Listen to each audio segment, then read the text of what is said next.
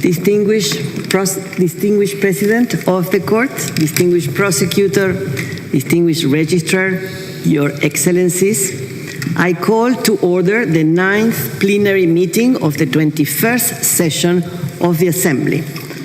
This afternoon, we will first consider the draft resolutions before the Assembly. We will then hear the report of the Credentials Committee. Finally, we will adopt the report of the 21st session of the Assembly. Some draft texts have only been made available on the course of this morning, and in the case of the budget, only a few minutes ago. In the interest of concluding our work today, and as has been done in the past, I would ask for your cooperation and propose, as envisaged in Rule 56 of the Rules of Procedure of the Assembly, that we take action on the draft resolution this afternoon. We will first resume our consideration of Agenda Item 11, consideration and adoption of the budget for the 21st financial year. Here we take up the report of the Working Group on the Program Budget, the draft resolution on the Program Budget for 2023, and the proposed Program Budget for 2023. First, we will turn to the report of the Working Group on the Program Budget. You have before you the report of the Working Group contained in document ICC ASP21/Working Group Program Budget/CRP1, which has been submitted by the Chair of the Working Group on the Program Budget, Ambassador Francis Galatia Lanitou Williams from Cyprus, after the Working Group's meeting held earlier this afternoon. May I take it that the Assembly wishes to adopt the report of the Working Group on the Program Budget contained in document ICC ASP/21 WGPV-CRP1? Well done. I see no objection. The report of the Working Group is adopted. The Assembly shall now take action on the draft resolution on the Program Budget for 2023 contained in document ICC ASP/21/L.4 Revision 1. I now give the floor to the coordinator on the budget, Ambassador Francis Galatia Lanitou Williams from Cyprus, to introduce the draft resolution.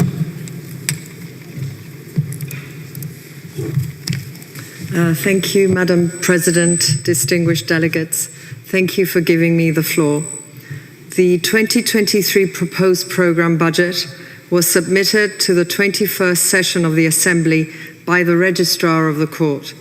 The Assembly has been provided with statements by the Registrar, as well as statements from the Chair of the Committee on Budget and Finance and the External Auditor and the Vice Chair of the Audit Committee. The relevant documentation will be contained in Volume 2 of the official records of the 21st session.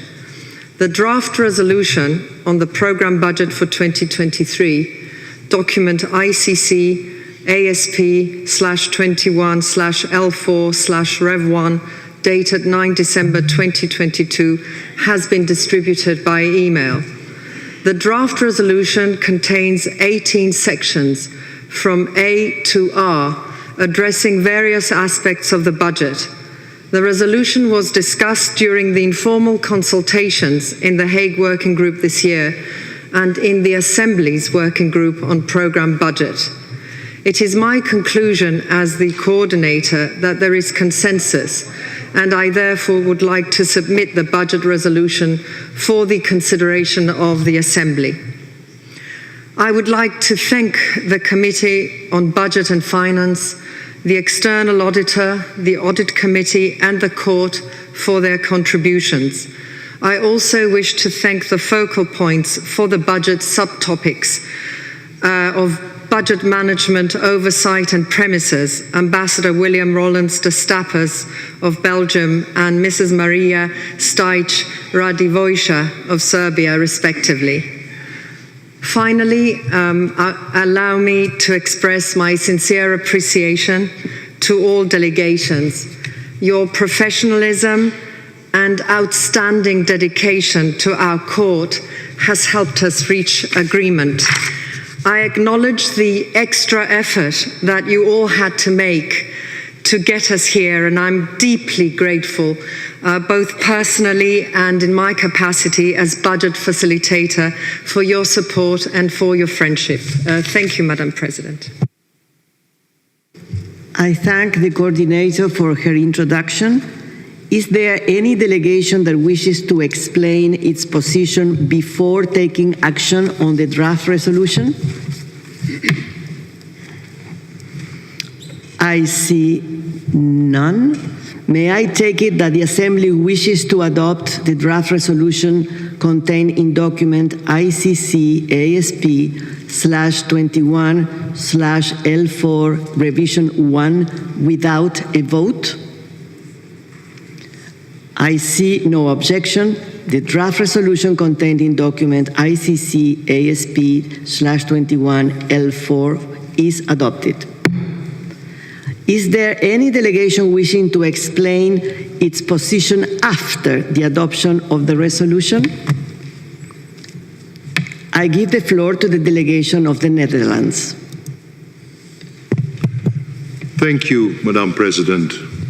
It is my honor to deliver this statement on behalf of Austria, Belgium, Denmark, Estonia, Finland, Ireland, Latvia, Liechtenstein, Lithuania, Luxembourg, New Zealand, Norway, Slovakia, Slovenia, South Africa, the State of Palestine, and Switzerland, and my own country, the Netherlands. Today, on the last day of the 21st session of the Assembly of State Parties, we have adopted the budget of the International Criminal Court for 2023.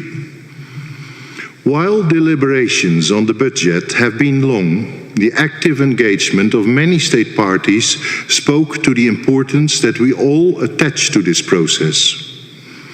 We express our sincere gratitude to the budget facilitator, Ambassador Lani Tu Williams, for her excellent leadership and guidance during the negotiations. We also highly appreciate the court's work and its engagement in the whole process. Madam President, the budget negotiations were marked by two coinciding factors.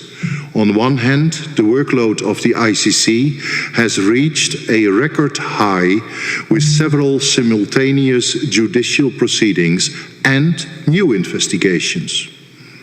On the other hand, we cannot ignore the aftermath of the COVID-19 pandemic and the economic difficulties faced by many in this room. Soaring inflation is concerning for the court and for state parties alike. Against this backdrop, we must congratulate ourselves for adopting the budget by consensus today. And we thank all delegations for the flexibility they showed during the negotiations. Throughout the budget discussions, our guiding principle was to guarantee that the court has adequate resources to deliver justice. This year, it mainly translated into the need to enable the conduct of 3 parallel trials, as well as to accommodate the Office of the Prosecutor's increased workload. We have together established the Committee on Budget and Finance as the technical body responsible for assessing the court's budget proposals. We have full trust in their work and take the CBF recommendations as our well-justified guidance. Our countries regret that the approved budget does not entirely meet the needs of the court. We remain concerned about the likely impact of this in future years. In particular, the budget allocated for the Office of the Prosecutor does not address the increased workload, nor the expectations placed on the office today. While many of our countries have provided the ICC with voluntary financial support or gratis personnel, we are concerned that the budget adopted today will lead to further calls for voluntary support to perform its statutory functions.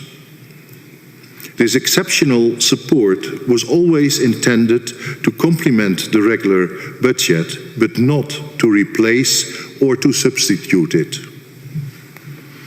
Madam President, the ICC has been struggling with severe liquidity issues over the past years. Our countries are concerned that the budget adopted today and our failure to agree on the replenishment of the contingency fund will limit the court's flexibility to respond to new and unexpected demands. Nevertheless, we welcome the consensus achieved and look forward to continue working together in support of the Court's important mandate. I thank you, Madam President. I thank you, Ambassador, for your statement, and now I give the floor to the Kenya. Madam President, dear delegates, good afternoon. I read this statement on behalf of the African states to the International Criminal Court, and just for luck, so that we do not miss anything, that is Benin, Botswana, Burkina Faso, Cape Verde, Central African Republic, Chad, Comoros, Congo, Cote d'Ivoire, Democratic Republic of the Congo, Djibouti, Gabon, Gambia, Ghana, Guinea, my country Kenya, Lesotho, Liberia, Madagascar, Malawi, Mali, Mauritius, Namibia, Niger, Nigeria, Senegal, Seychelles, Sierra Leone, South Africa, Tunisia, Uganda, and the United Republic of Tanzania, and last but not least, Zambia.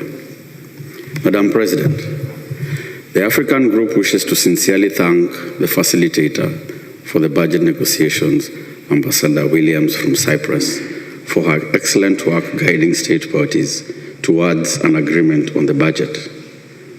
The budget negotiation is a difficult process in any year, and this year, being an exceptional year, the process was particularly difficult. We are very grateful for Ambassador Williams' skill, courage, in facilitating the discussions. The figure of 12.2% proposed as a compromise solution represents a very high increase from the current budget. Not only is it almost 3 times the increase we agreed 1 year ago, but it is much higher than the increases that are possible on a domestic level in budgets for public institutions in any of our respective countries, in which, in the recent years, typically have had a 0 nominal increase or at most only pays for the rate of inflation. However, the Africa Group joined consensus around this figure given the increased workload of the court that results from the mandate that we as state parties have given it, and in order to ensure that the capacity of the court is safeguarded. Madam President, we join the consensus on the understanding, which consensus needs to be very clear, that this year and this budget are exceptional. The African Group, as well as many other state parties in the room, are taking a significant stride in agreeing to this budget increase.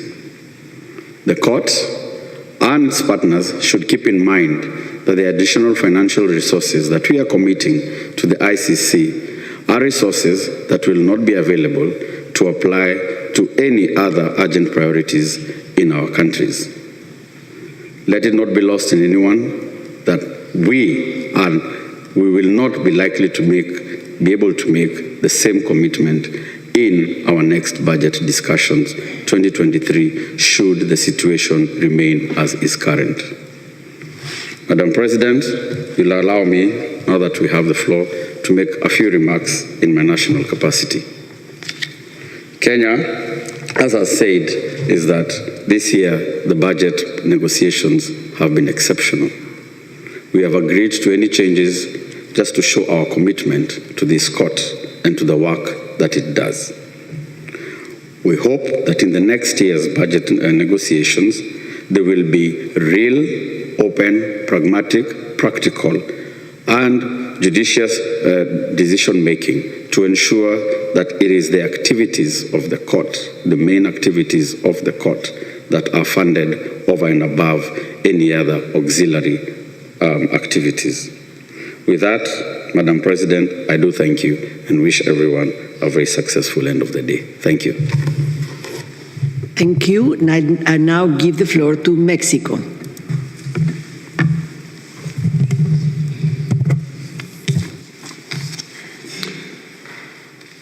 Muchísimas gracias, señora presidenta. También saludamos a la facilitadora. Tengo el honor de hablar en nombre del Grupo de Países de América Latina y el Caribe, el GRULAC, respecto del proceso de adopción del presupuesto para la Corte Penal Internacional para el año 2023. Deseo primero reconocer la ardua labor que usted, embajadora, embajadora Lanitu, ha tenido que llevar a cabo este año en su facilitación. Desde la publicación del proyecto de presupuesto, sabíamos que las extraordinarias necesidades planteadas por la Corte, así como las difíciles situaciones económicas en nuestros países, esta negociación iba a ser compleja.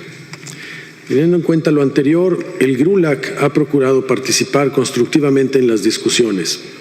Hemos abogado por un balance entre las necesidades de la Corte y la capacidad real de los Estados para cumplir de la mejor manera con lo que entendemos sería un compromiso logrado luego de grandes esfuerzos.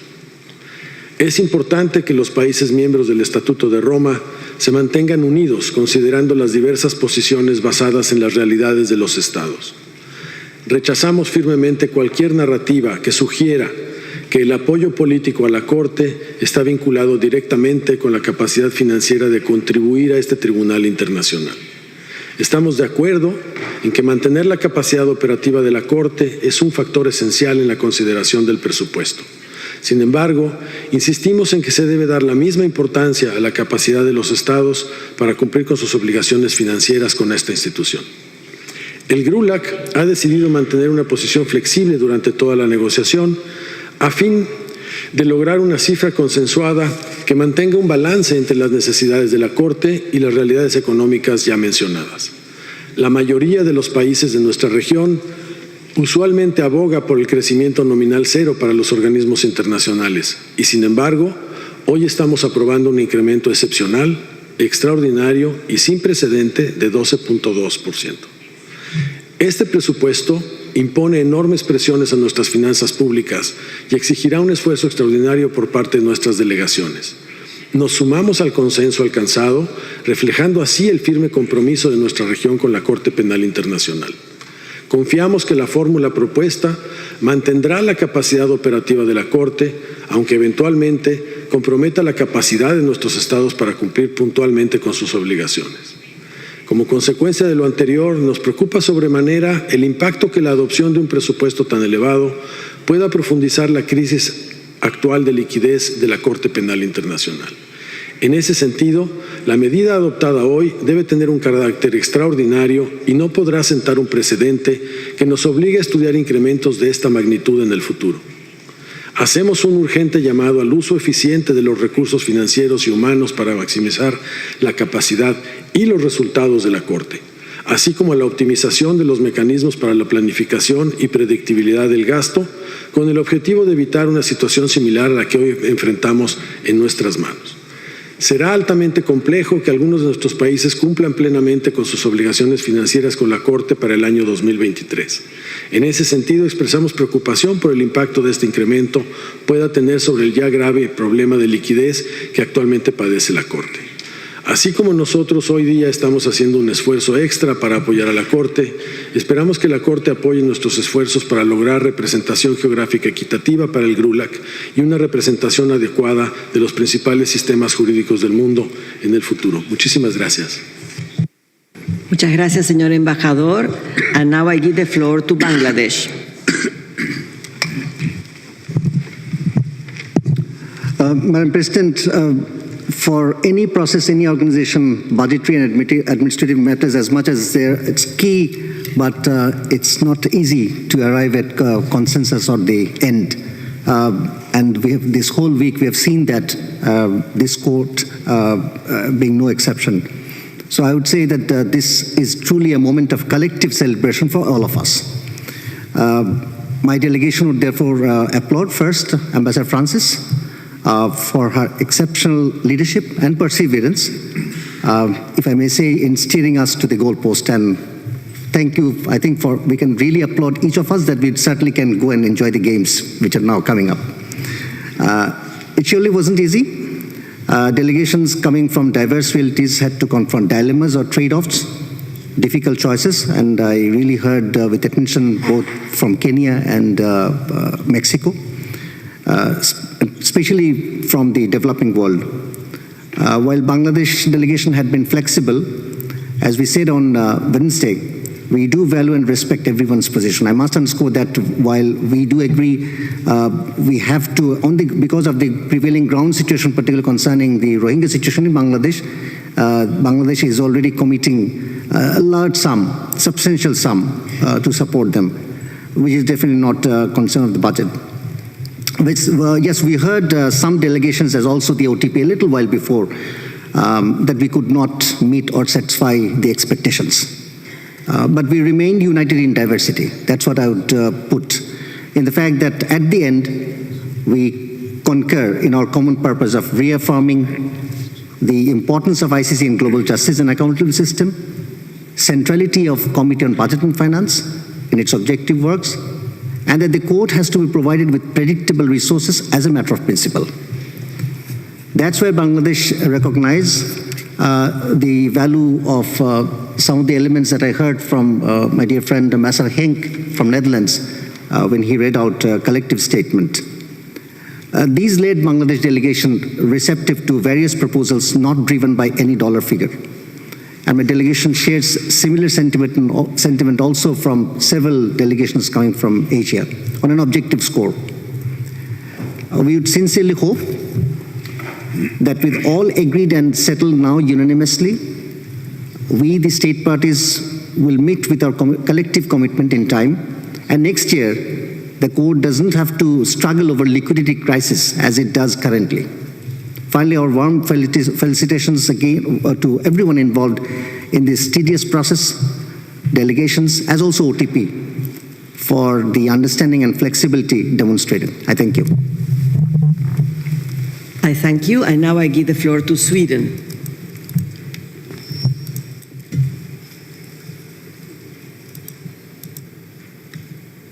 Thank you, Madam President. I just wish to clarify that Sweden also joins the statement delivered by the Netherlands.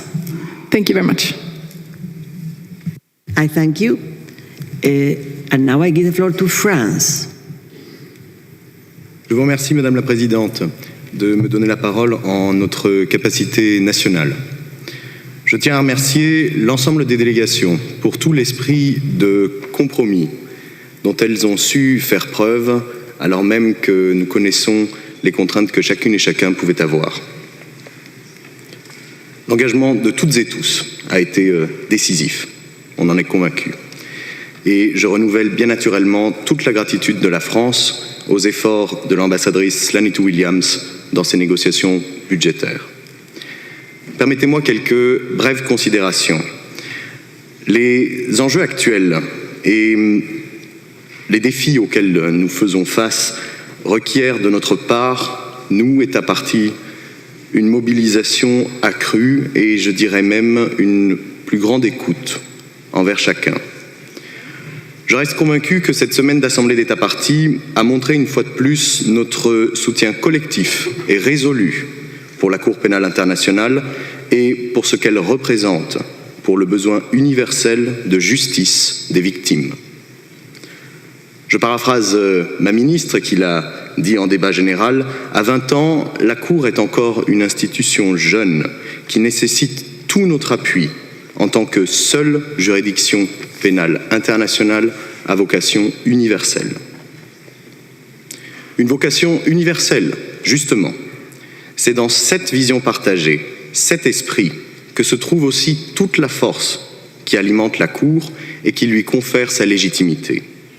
Nous devons protéger cet esprit et traduire nous-mêmes, dans nos mots et dans nos gestes, tout le respect qu'il emporte. Vous me permettrez, je l'espère, de conclure avec un mot pour le travail de ma délégation, pour Charlotte, dont tout l'investissement a été, je crois, particulièrement apprécié au cours de ces négociations et qui a permis, aux côtés des efforts de l'ambassadrice Lanitou Williams, d'atterrir sur un point d'équilibre dont je comprends qu'il convient effectivement à toutes et à tous. La France apporte naturellement son plein soutien à la proposition qui nous a été soumise. Et à nouveau, je tiens à remercier l'ensemble des délégations pour leur esprit de compromis et vous souhaite à toutes et à tous une excellente continuation. Merci beaucoup. Je vous remercie. And now I give the floor to Poland. Thank you, Madam President. Let me start by thanking our fearless budget facilitator, Ambassador Frances Galatia Lanitou Williams, for her tremendous work, relentless efforts, and incredible patience in the budget negotiations this year. We all know, Madam President, that a compromise is an agreement that involves mutual concessions. But a good compromise is the fairest solution which can be reached under the existing circumstances. And I think that we reached a fair but difficult compromise. A compromise that for the court means that it will be able to maintain its pace of work and hopefully, probably with great effort, especially on the OTP's end, increase it. But at the same time, this compromise takes into account the capacity of states to fulfill their responsibilities towards the court. A good compromise also means that all parties, all stakeholders involved are actually equally unhappy with the result. And we all know that the budget we just adopted is not the ideal one, especially not the ideal one for the court. But at least I hope that we can be happy because we reached this consensus despite our differences, united for a common goal, which is to support the ICC so that it can fulfill its mission. Thank you so much, Madam President. I thank you, and now give the floor to the State of Palestine. Thank you. Thank you, Madam President. We welcome the adoption of the resolution and we thank the facilitator for her leadership as well as the committee for its central work to the court. We also commend the state parties for acting responsibly and for joining consensus resolution. We regret that the approved budget does not meet the needs of the court and we remain concerned that the limited budget limits victims' access to justice.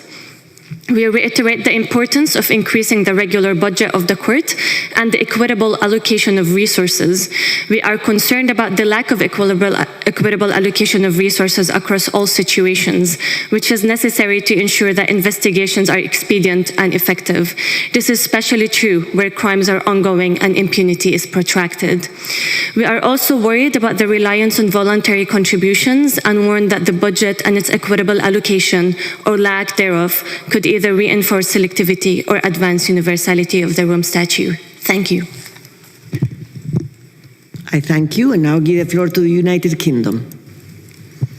Thank you, Madam Chair. The United Kingdom, like Sweden, would just like to align with the statement by the Ambassador of the Netherlands. Thank you very much. I thank you. And if there are no other requests from the floor, we shall now proceed to take action on the proposed program budget.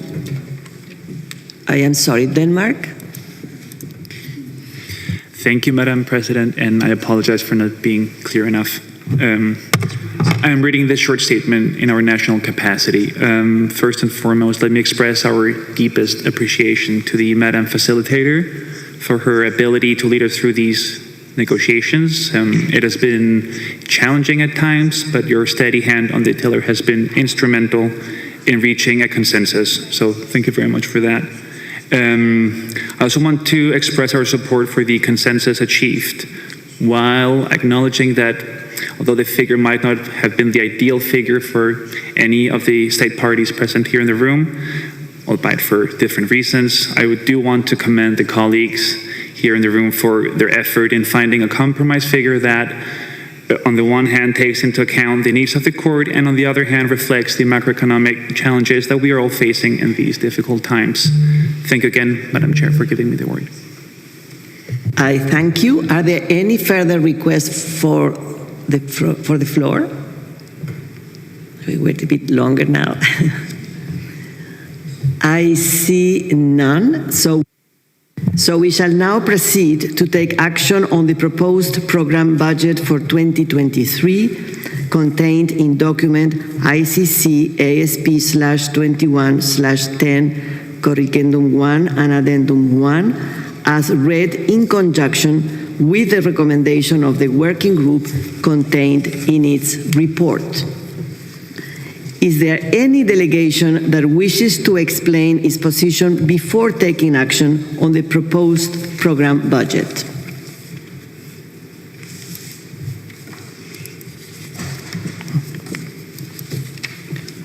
I see none. May I take it that it is the wish of the Assembly to adopt by consensus the proposed program budget for 2023 contained in document ICC ASP21/10 Corrigendum 1 and Addendum 1 as read in conjunction with the recommendation of the working group on the budget contained in its report ICC ASP21 WGPB/CRP1. I see no objection. It is so decided. Is there any delegation that wishes to explain its position after the adoption of the program budget?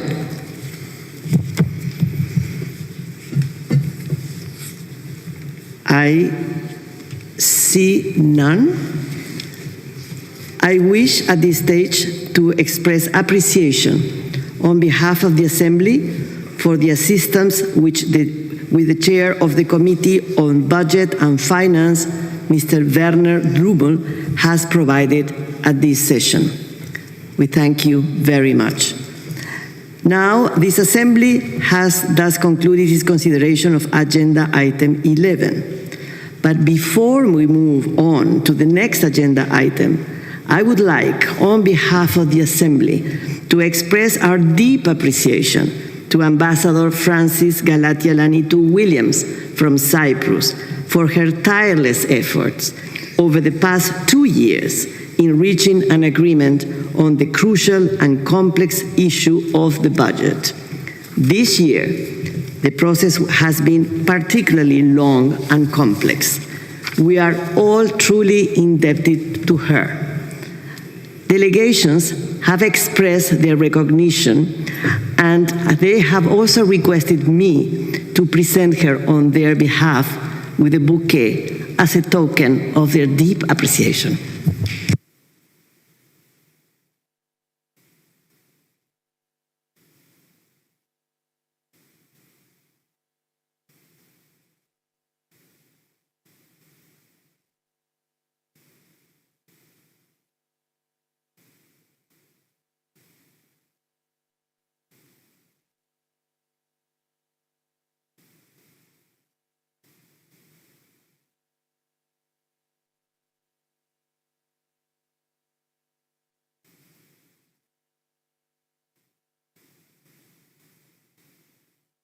And now we shall take action on the draft resolution entitled Strengthening the International Criminal Court and the Assembly of State Parties, the Omnibus Resolution contained in document ICC ASP/21/L3. Is there any delegation that wishes to explain its position before we take action on the draft resolution? I see none. May I take it that it is the wish of the Assembly to adopt by consensus the omnibus resolution contained in document ICC ASP/21/L3? I see no objection. The draft resolution contained in document ICC ASP/21/L3 is adopted. Is there any delegation that wishes to explain its position after the adoption of the resolution? I give the floor to the delegation of the Netherlands. Thank you, Madam President, for giving me the floor. I would also first start by thanking the facilitator of the omnibus resolution, Ms. Virpi Laukanen, for her excellent facilitation of this resolution. The Netherlands welcomes the adoption of the omnibus resolution. In the spirit of compromise and consensus, we have shown flexibility throughout the process of negotiations, and in line with this flexibility, we support the text in front of us today. The Netherlands would like to make 2 comments with regard to paragraphs in the omnibus resolution. With these comments, we intend to clarify our understanding of 2 paragraphs. On paragraph 89, although we support the language that requests the court to consider interim measures within existing resources in the legal aid budgets to the benefit of members of defense and victims teams, it is important to clarify that this will not affect the legal framework relating to privileges and immunities.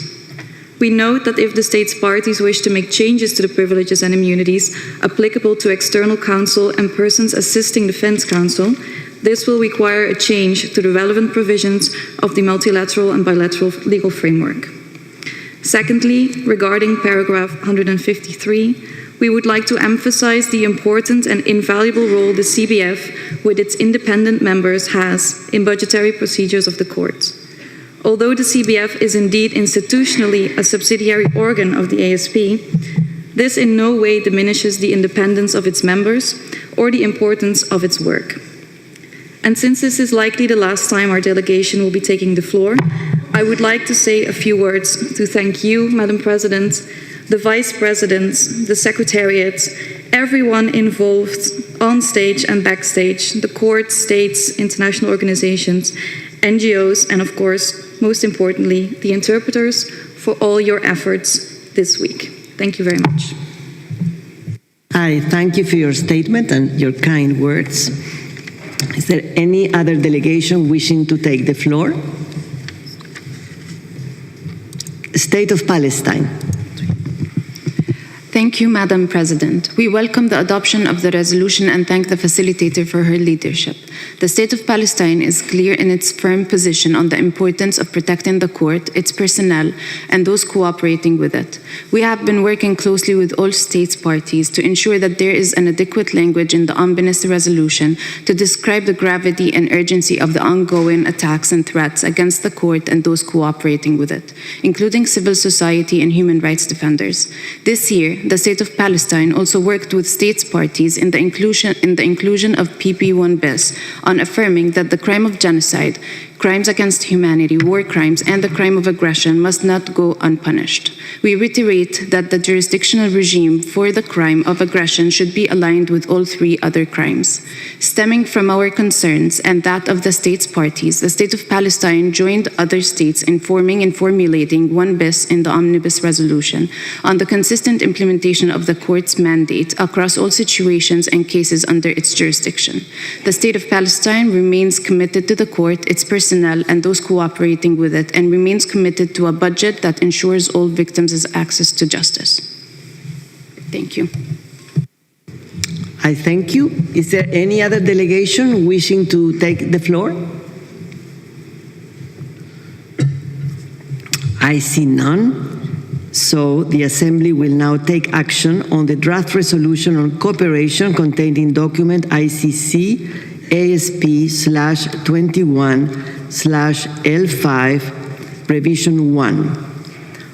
Is there any delegation that wishes to explain its position before we take action on the draft resolution? I see none. May I take it that it is the wish of the Assembly to adopt by consensus the draft resolution on cooperation contained in document ICC ASP21 L5 revision 1? I see no objection. The draft resolution on cooperation is adopted. Is there any delegation that wishes to explain its position after the adoption of the resolution on cooperation? I see none. So the Assembly has thus concluded its consideration of Agenda Item 16. The Assembly will now take action on the draft resolution contained in document ICC ASP21/L6 entitled Review of the International Criminal Court and the Rome Statute System. Is there any delegation that wishes to explain its position before we take action on the draft resolution? I see none.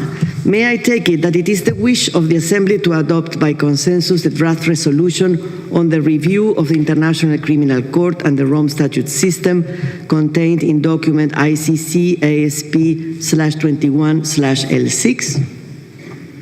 I see no objection. The draft resolution is adopted. Is there any delegation that wishes to explain its position after the adoption of the resolution? I see none. The Assembly has thus concluded its consideration of Agenda Item 15.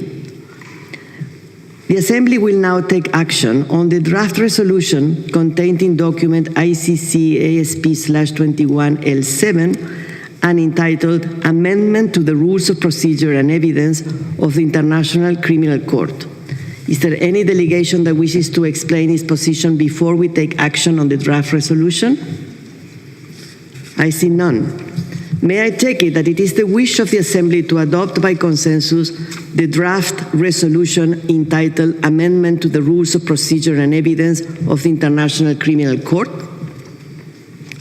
I see no objection. The draft resolution contained in document ICC ASP/21/L7 is adopted. Is there any delegation that wishes to explain its position after the adoption of the resolution? I see none. The Assembly has thus concluded its consideration of Agenda Item 18. The Assembly will now take action on the draft recommendation concerning the election of the Registrar of the International Criminal Court contained in document ICC ASP/21/L9. Is there any delegation that wishes to explain its position before we take action on the draft recommendation? I see none. May I take it that it is the wish of the Assembly to adopt by consensus the draft recommendation concerning the election of the Registrar of the International Criminal Court contained in document ICC ASP/21/L9? I see no objection. It is so decided. Is there any delegation that wishes to explain its position after the adoption of the recommendation?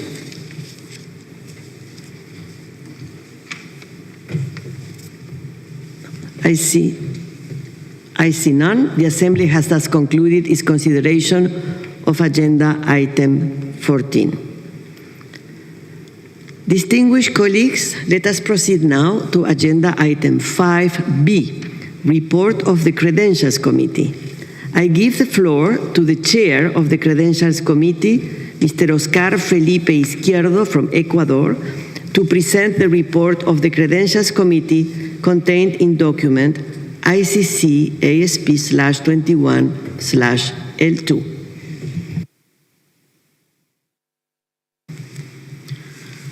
Señora Presidenta, distinguidos delegados, me es grato referirme al informe de la Comisión de Verificación de Poderes que se ha distribuido y está ante ustedes en el documento ICC-ASP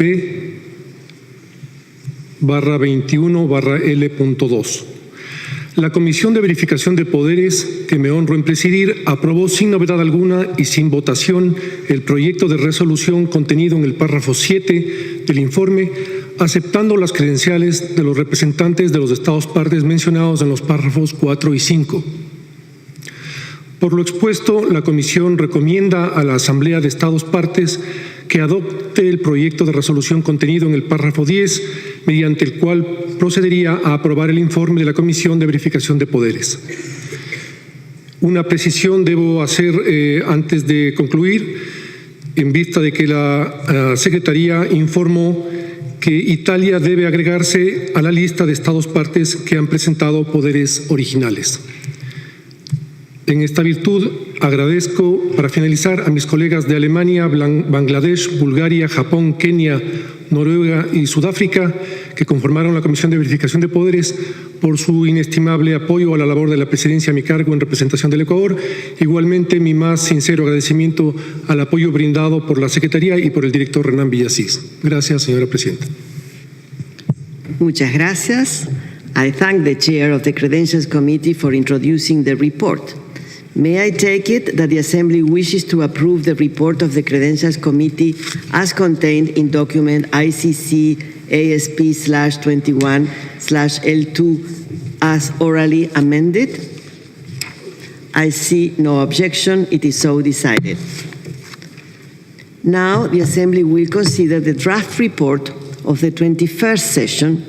Before proceeding to adopt the report, I invite Mr. Bisa Nene, Côte d'Ivoire, the rapporteur, to introduce the draft report contained in document ICC ASP21L1. Merci Madame la Présidente. Avant tout propos, je voudrais demander aux chers délégués de noter que les numéros des résolutions seront ajoutés plus tard par le secrétariat. Il faut également noter des différences au niveau des numéros de certains paragraphes et noter aussi que les numéros des dates des réunions seront ajoutés plus tard par le secrétariat. Ceci dit, j'ai l'honneur de présenter le projet de rapport de l'Assemblée des États partis au statut de Rome de la Cour pénale internationale qui a tenu sa 21e session à La Haye du 5 au 10 décembre 2022. Le rapport figure dans le document ICC-ASP21L1. Tous les renvois nécessaires aux résolutions adoptées par cette Assemblée seront reflétés dans le rapport, le cas échéant.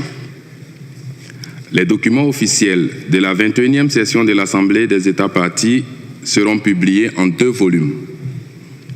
Le volume 1 contiendra le rapport de l'Assemblée composé de 3 parties.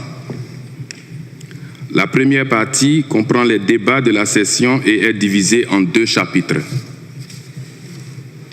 Le chapitre A, intitulé « Introduction », constitué des paragraphes 1 à 14, fournit des informations factuelles sur la convocation et la participation à la 21e session, l'ouverture de la session, la composition du comité de vérification des pouvoirs, l'adoption de l'ordre du jour et l'organisation des travaux. Le chapitre B, intitulé « Examen des questions inscrites à l'ordre du jour de la 21e session de l'Assemblée », porte sur les travaux de la 21e session. Il fournit des informations factuelles sur les activités de l'Assemblée concernant chaque point de l'ordre du jour de la session. Il fait référence aux divers résultats concernant les activités entreprises, les résolutions et décisions adoptées, les recommandations formulées et les accords conclus par l'Assemblée. Le chapitre B est divisé en 18 sections. Les paragraphes 15 à 17 de la section 1 concernent les États présentant un arriéré de contribution. La section 2, paragraphes 18 à 19 du projet de rapport concerne les pouvoirs des représentants des États partis à la 21e session.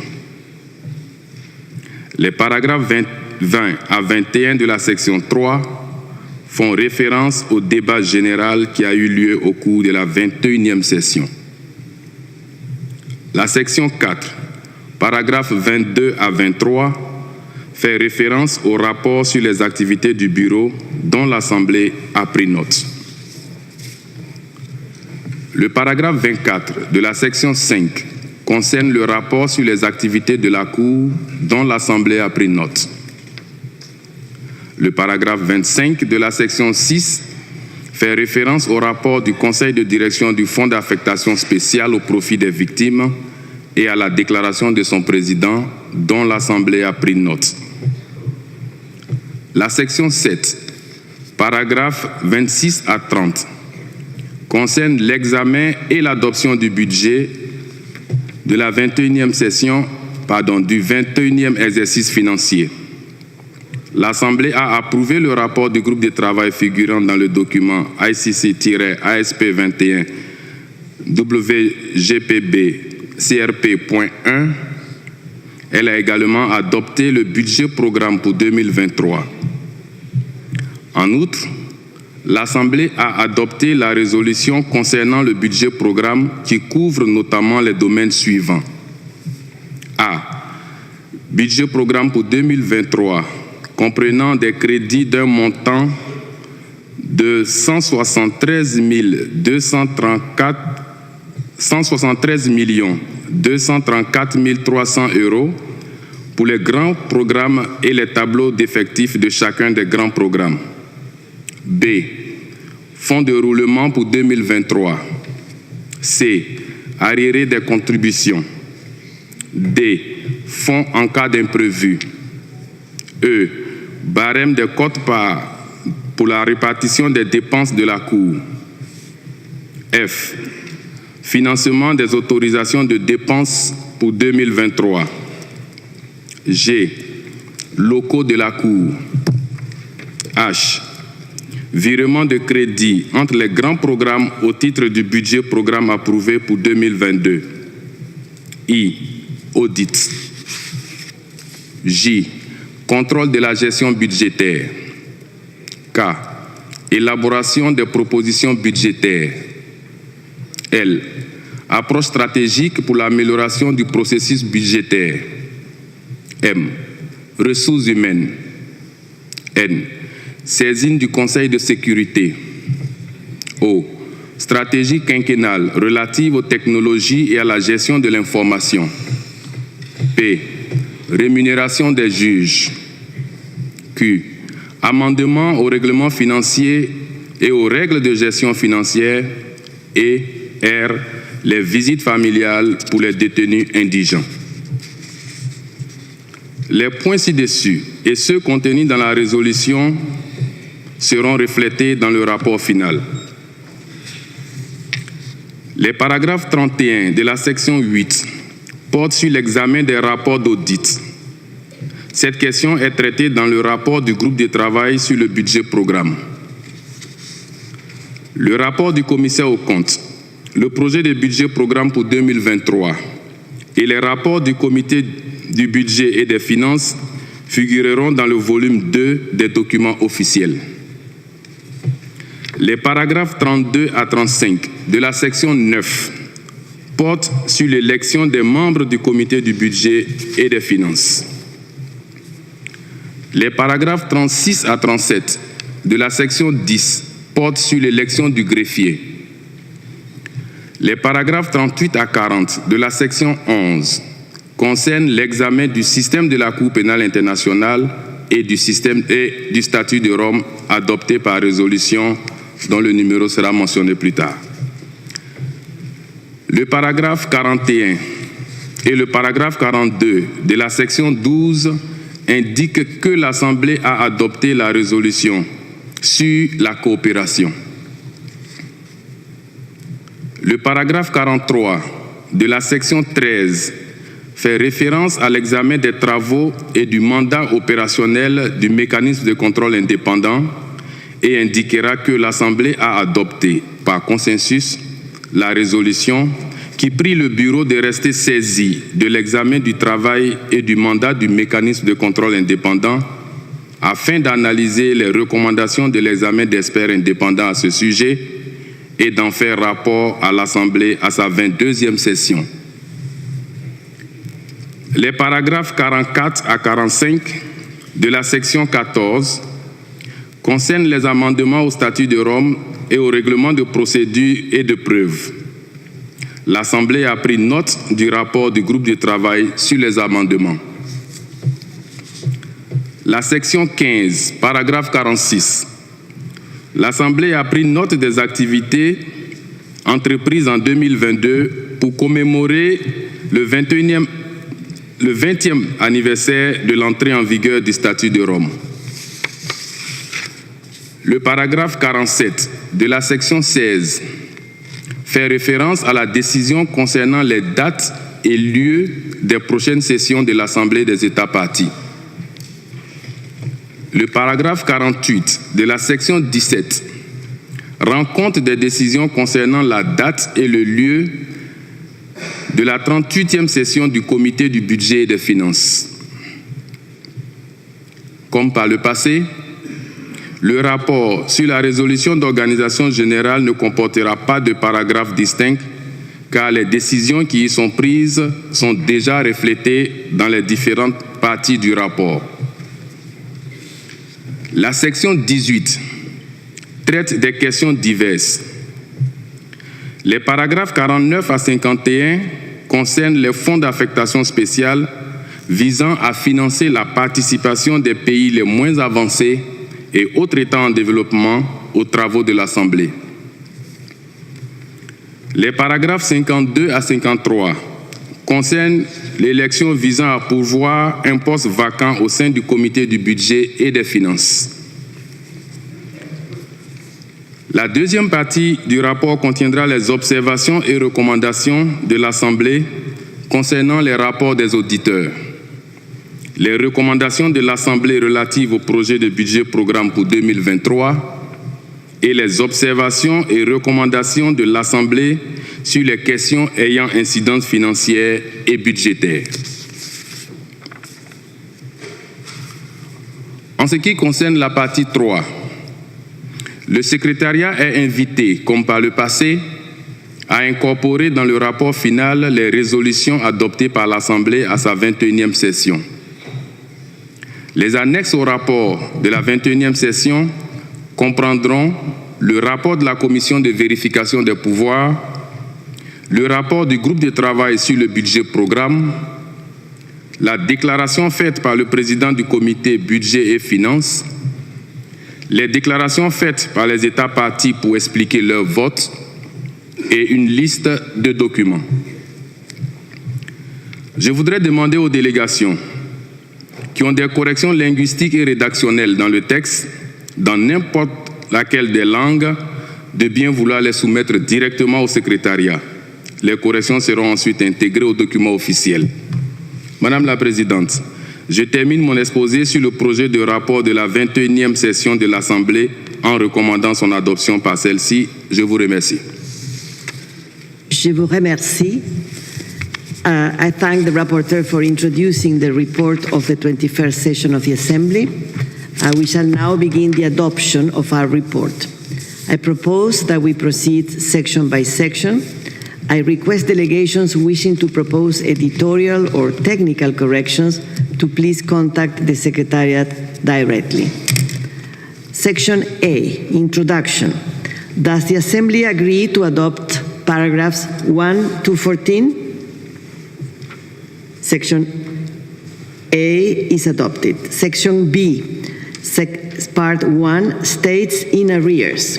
Does the Assembly agree to adopt these parts? Adopted. Does the Assembly agree, Part 2?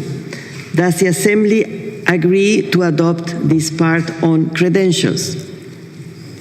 Adopted. Paragraph 3, general debate. Part 3, general debate. Does the Assembly agree to adopt this part?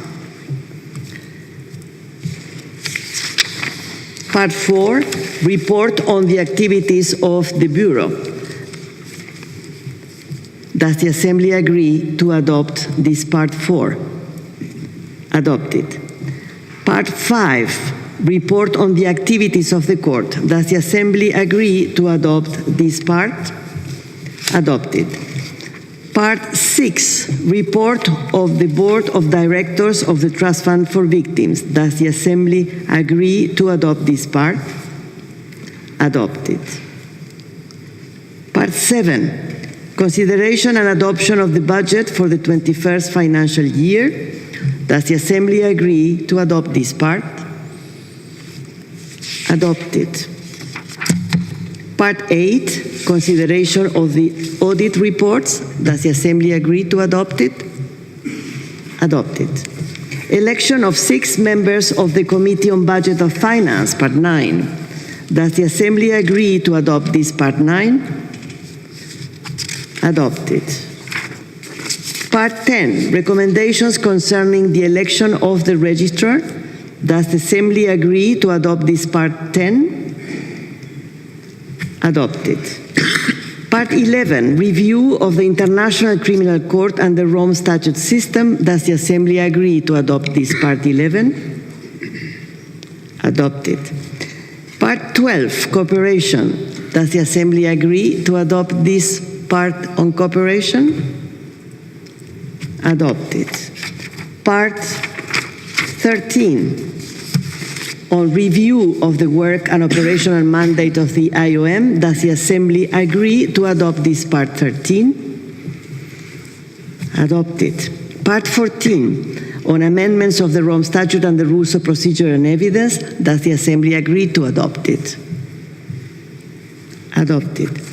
Part 15, 20th anniversary of the entry into force of the Rome Statute. Does the Assembly agree to adopt it?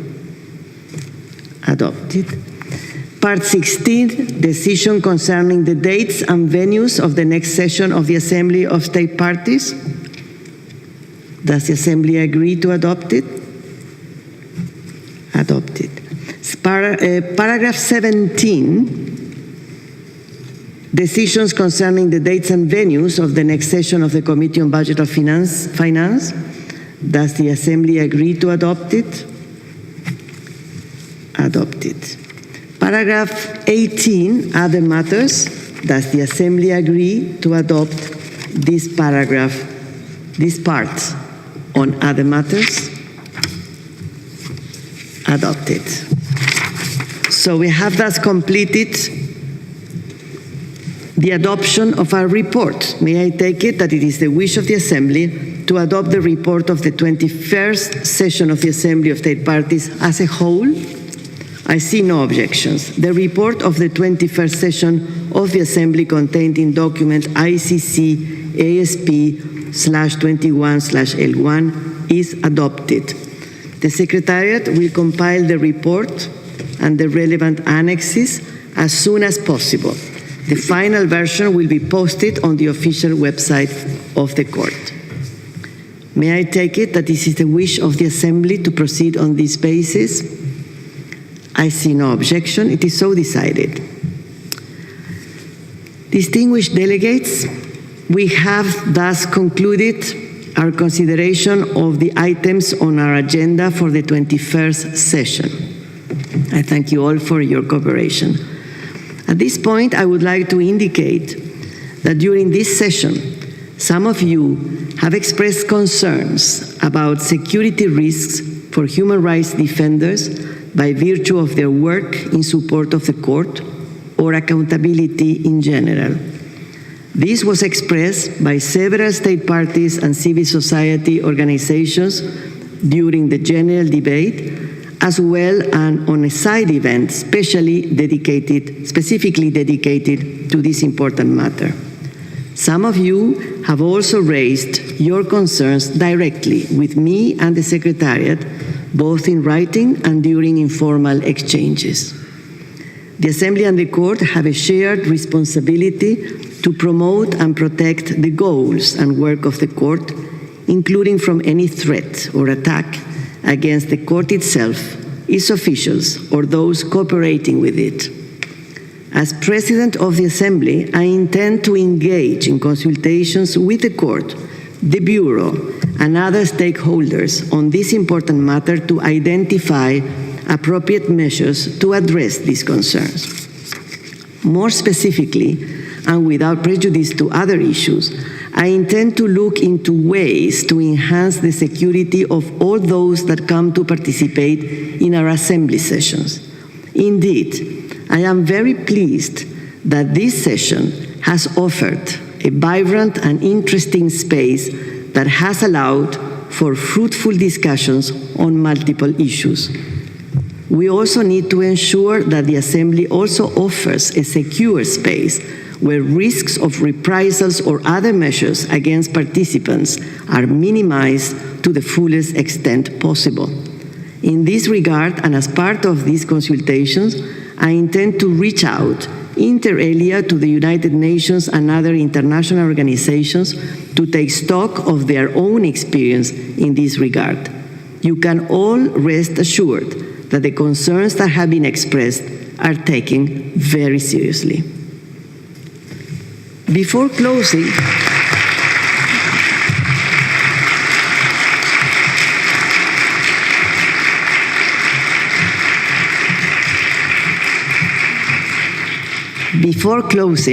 I wish to indicate that the Coalition for the International Criminal Court has requested the opportunity to make a brief statement. Does the Assembly agree to invite the Coalition for the International Criminal Court to make a brief statement? I see no objection. I give the floor to the Coalition. On behalf of the Coalition for the ICC, it's a great honor to offer the following observations as the Assembly draws to a close. Civil society has participated actively in this session despite several challenges. Numerous human rights defenders traveled on long and dangerous journeys to The Hague in order to have their voices heard, and will travel back home on the same road to continue their work. We welcome expressions of support as the one you just gave and the one from many states parties regarding the critical role of civil society and human rights defenders in the Rome Statute system. We urge the Assembly to ensure that civil society participation in the work of the ASP is safeguarded and guaranteed, and call on state parties to remain vigilant and continue to defend and protect human rights defenders who are targeted because of their work to advance justice. We also reiterate our call to states parties to ensure the court has the resources necessary to execute its global mandate for justice. In spite of limited increases, the adoption of a budget so clearly inconsistent with the court's workload may lead to harm to victims' access to justice and challenges to the court delivery of fair and accessible justice across the situations before it. The coalition joins state parties that have called for sustainable resources in the regular budget of the court and urges the Assembly to make a connection between the budget and the discourse of a victim-centered court. Looking ahead, states parties should begin discussions immediately on the real investment needed at the court and support the court in developing a long-term strategic vision as a basic for closing the gap between the work the court must do and the resources it has available. We strongly reiterate that victims and affected communities should be at the center of the court's work. There cannot be meaningful justice nor protection for victims' rights without participation from those most affected by its work and decisions, and without the effective representations of victims during proceedings before this court. Finally, we welcome state parties' commitment to improving ICC election processes, including through the establishment of an ad hoc vetting process early next year for the 2023 judicial elections. We also look forward to engaging with you in the development of this process, as well as a permanent vetting process to be adopted by the next Assembly session. Both processes should be safe, transparent, and comprehensive. As the Assembly will elect 6 new ICC judges next year, we also urge state parties to adopt and implement fair, transparent, and merit-based national nomination processes in accordance with international standards and commit to nominate and elect the most qualified candidates. The coalition continues to strongly oppose reciprocal political agreements or vote trading in the ICC and ASP elections. The coalition reiterates its appreciation for the unique consultative status we have with the Court and the Assembly of State Parties, which builds on the earlier recognition of civil society in the final act of the Rome Conference of 1998. Looking ahead, the next year's 25th anniversary of the Rome Statute, which we will commemorate not only regarding the adoption of the statute itself, but also symbolically in respect of the United Nations Declaration on Human Rights Defenders. The Coalition for the ICC will continue to help safeguard the Court's mandate and promise of justice for victims as we remain ready to engage with you in our shared goal of a fair, effective, and independent ICC. Thank you.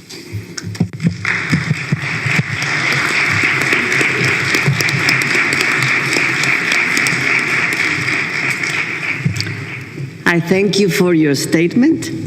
And now allow me to take this opportunity to thank those state parties who, despite difficult economic and financial circumstances, have been able to make their contributions to the budget of the Court. I also wish to thank those state parties who have been able to make advance payments of their contributions for 2023, as this has allowed the Court to avoid a real liquidity crisis in the last month of the year. I also wish to thank those state parties who have made contributions to the various trust funds of the Court. These contributions are highly appreciated.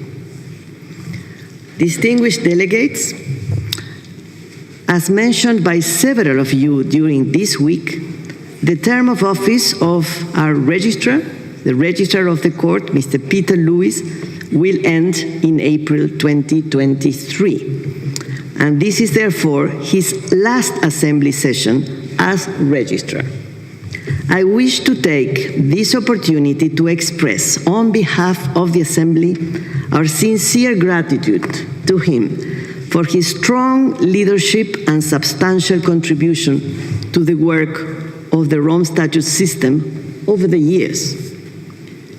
You all recognize, and many of you have said it during this Assembly, that he has been an extraordinary registrar for the Court.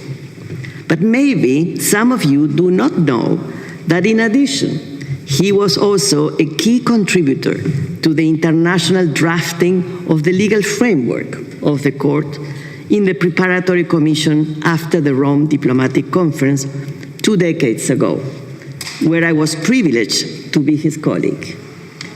Some of the procedural provisions regularly used in the courtroom today were achieved thanks to his great efforts, which combined experience as a practitioner with superb diplomatic skills. His time as registrar has been one of unprecedented challenges for the Court, including the threats and attacks against the Court and its officials, which created an ominous situation for the Court and the entire Rome Statute system.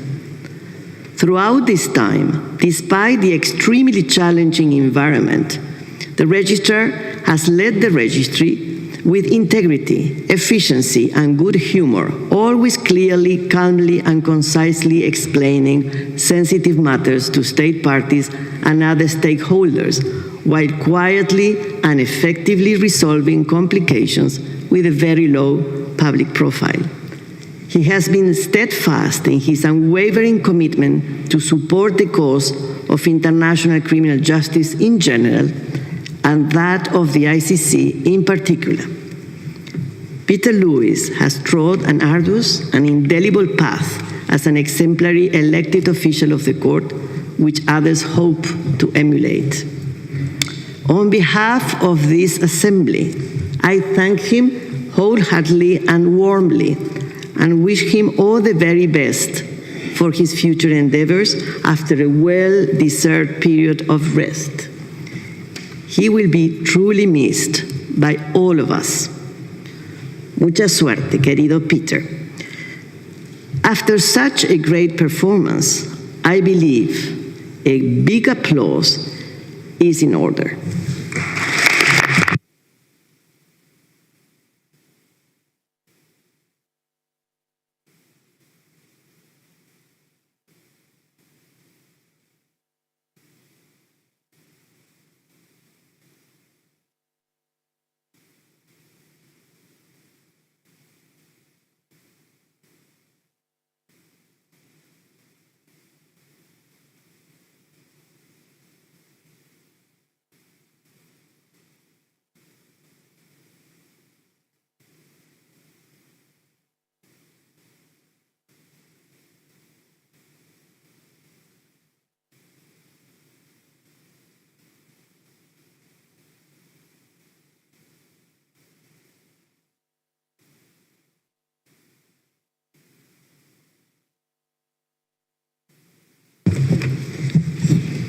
And this really brings us to the end of the work of the 21st session of the Assembly.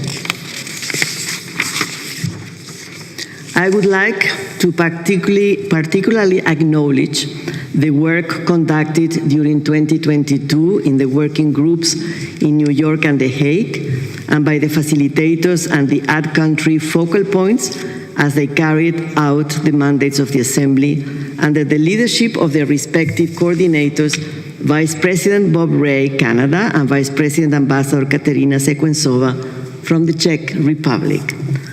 I would like to thank delegations for their commitment and flexibility demonstrating during the last few days.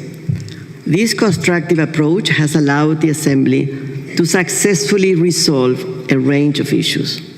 I trust that we will be able to carry forward the mandates contained in the resolutions which we have adopted today. I wish to sincerely thank all state parties, members of civil society, observer states, and of course, the court for their support and cooperation, without which we would not have been able to successfully conclude our work.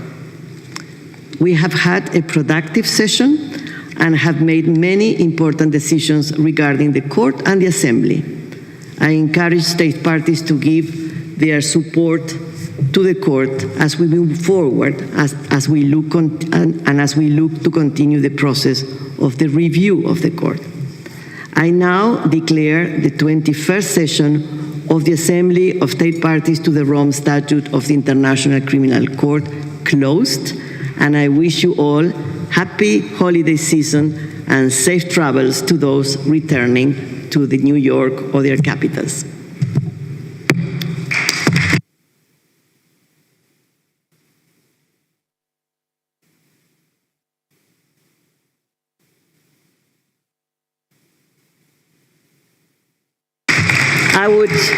Before you go, I would like to invite Mrs. Lewis, who is sitting at the first row here, to join us at the podium for a photograph.